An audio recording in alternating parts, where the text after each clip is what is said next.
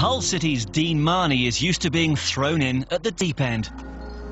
A product of the Tottenham Youth Academy, the 24-year-old made his first team debut for Spurs aged just 19. But Marney knows more than most that the world of Premier League football can be a competitive environment where only the fittest and the hungriest survive.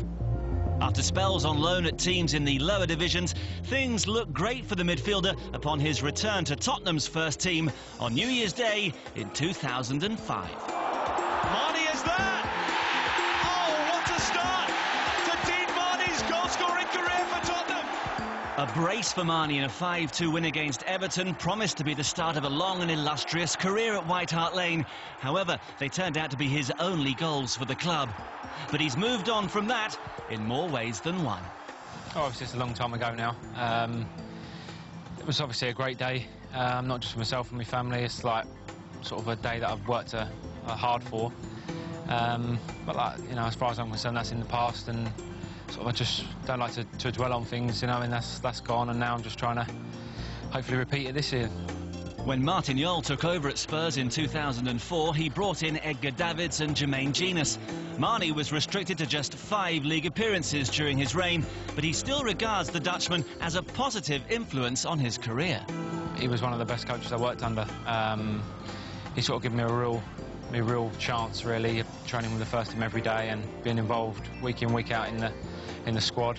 So obviously I owe a lot to him, and he sort of really gave me a lot of confidence. But I've worked under a lot of good managers, but you know, he was definitely up there. After failing to hold down a first-team position, Marney spent time on loan at Norwich City before Hull signed him for £500,000 in July 2006. Promotion and a return to Premier League football remained his top priority. As a footballer, you've always got to have confidence in your own ability. I know, you know, I was confident that I'd get the opportunity in that, but I just needed to work as hard as I could, and obviously the opportunity's come now, and I'm hoping to grab it with both hands, really. Marney started 3 of Hull's 4 league games this season, and the Tigers are currently 5th with 7 points. It may be unrealistic to expect them to stay there, but manager Phil Brown knows player confidence is the key, and that includes Marney's. Well, in his first year, I came in on the back of a poor start for the club where Phil Parkinson was concerned, and Phil Parkinson had decided to invest £500,000 on a lad who hadn't played too many games, you know, first-team games, and played a lot of reserve-team games at Tottenham. But as you say, potential is a thing that you have to realise. You know, you have to make sure that potential is fully realised, and I think we have the backroom staff to help Dean Marney. But one thing's for sure, Dean Marney has to play football. After sharpening his management skills under Sam Allardyce during his time at Bolton Wanderers, it's no surprise to hear that Brown is an advocate of man management. One specific aspect of his coaching methods has made a real impression on Marney.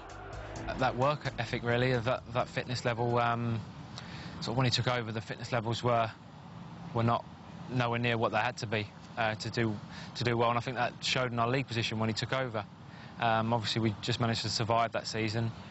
And then obviously this season, or last season, he just said that, you know, playoffs was a realistic target for us. At the time, probably people were thinking, you know, after the previous season, that's a little bit too much, but he was obviously confident with the players that he was bringing in and the players that he had brought in, and obviously that proved to be the case. With established stars like George Boateng and Giovanni added to the squad, Marney hopes the Tigers can make a splash in the Premier League. But with the bigger clubs eyeing Hull as easy prey, just what is their ambition for the season? To do as well as we possibly can. Look, we've got good squads. You know, the players that have come in seem you know, good quality, and seem to really have added a lot of quality to the squad. Everyone's looking forward to it. It's great competition, which brings the best out of everyone. So it's, you know, should be good. After picking up a knock in the 2-1 win at Newcastle last weekend, Marney is back training and is expected to feature against Everton on Sunday. Another 3 points will keep Hull swimming with the big fish, but Marney would rather they avoid the media attention that goes with success. That was like last season, sort of no one really was talking about us, and we just seemed to come out of nowhere, and it weren't until right at the end that people started to talk about us. So hopefully we can do the same this season.